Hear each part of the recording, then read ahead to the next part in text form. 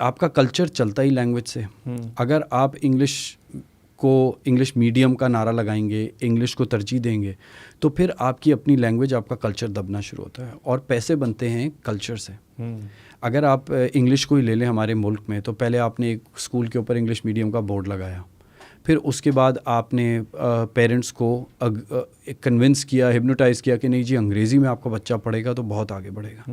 تو وہ پیرنٹ اور بچہ انگریزی کی طرف مائل ہو گیا.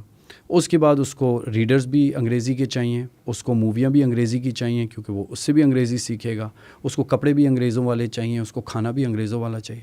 تو انہوں نے اپنی ایک لینگویج کو لا کے آپ سے بلینز آف ڈالرز کما لیے, which is happening in our country. مطلب اس میں کوئی دو رائے نہیں. اگر اردو ہوتی تو اردو اس پہ ٹیپ کرتی, آپ کی پھر اردو کی چیزیں نکل کے آتی ہیں, آپ کا کلچر جو ہے وہ آڑا پاجامہ اور کرتا آ جاتا, کیونکہ آپ کے ایلیٹ جو ہوتے ہیں جو اردو بولتے ہیں وہ ان کو ترجیح دیتے. آپ کے اپنے کھانے, اب آپ دنیا بھر میں جائیں, اگر پاکستانی ریسٹورینٹ بھی ہوگا تو اس پہ انڈین لکھا ہوا ہوتا ہے.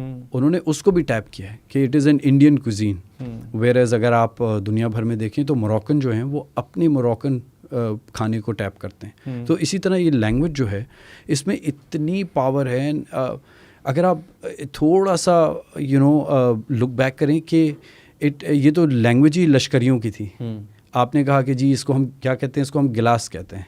آپ نے کہا ٹھیک ہے جی ہم بھی گلاس لکھ لیتے ہیں, گاف لام الف اور سین. آپ کا اسکرپٹ لیوڈ آن. آپ نے کہا جی آپ کون ہیں جی, آپ نے کہا میں ڈاکٹر ہوں. آپ نے کہا ٹھیک ہے جی ہم ڈاکٹر لکھ لیتے ہیں, کوئی مسئلہ نہیں ہے, ہم طبیب اور وہ نہیں لکھتے. تو اردو نے ایک ٹائم پہ آ کے اتنا پروگریسو ایٹیٹیوڈ رکھا جس کی وجہ سے وہ سروائیو کر گئی ہے. فرق صرف یہ ہے کہ جب آپ کے اوپر ایک پریسٹیج کا معاملہ آ جاتا ہے تو پھر انگریزی اس میں آپ کو مات دے دیتی ہے, اور پھر اس کی وجہ سے وہ بہت کماتے ہیں. بٹ اس میں ایک وجہ اس کی اکنامک ٹائز بھی تو ہے نا. انگریزی کے لینڈ یو ان جاب, آپ کے ملک کی آفیشیل لینگویج بھی انگریزی ہے, قانون بھی انگریزی میں ہے, کانسٹیٹیوشن بھی انگریزی میں ہے.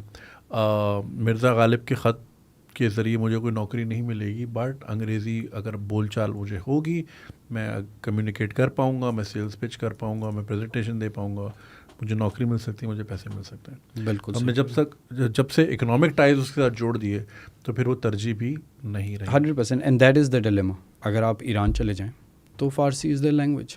دنیا کے بیسٹ انجینئرز اور میتھمیٹیشینز ایران سے نکلتے ہیں. جس نے باہر جانا ہے اس کی ایک اپہل بیٹل ہوگی, بٹ ان کے ملک کے اندر فارسی چل رہی ہے, تھرائیو کر رہی ہے.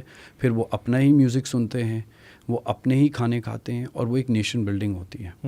اگر آپ نے ایک اکنامک ٹائز کے نام پر اپنی لینگویج کو بالکل ہی ختم کر دیا تو that will continue to grow. ایک ٹائم آئے گا کہ جب آپ کی ہر چیز انگریزی سے ٹائڈ ہوگی.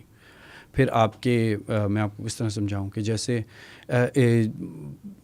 ایک جو رسپیکٹیبل لوگ ہوتے ہیں ایک معاشرے میں, وہ اب ہو گئے ہیں جو انگریزی اچھی بول سکتے ہیں, جبکہ 30 سال پہلے اچھے لوگ وہ ہوا کرتے تھے جو اچھی اردو بولا کرتے تھے. فارسی بڑا لوگوں کا فلیکس ہوا کرتی تھی, بالکل فارسی آتی ہے. اینڈ دین پیپل ریسپیکٹڈ کہ یار یہ بڑا پڑھا لکھا آدمی ہے, اس کو فارسی بھی آتی ہے, اس کا اردو پہ بھی عبور ہے. مگر وہ آہستہ آہستہ آپ نے انگریزی کی طرف شفٹ کر کے کمپلیٹلی اس کو آپ نے ختم کر دیا. اور بھی اکنامک ٹائز بہت اردو کے ہو سکتے ہیں. دیکھیں آپ, اگر آپ کی اردو تھرائیو کرنا شروع کرتی ہے تو پھر آپ اس کو پیکج کر کے اپنے ڈائسپورا کو بیچ سکتے ہیں. اگر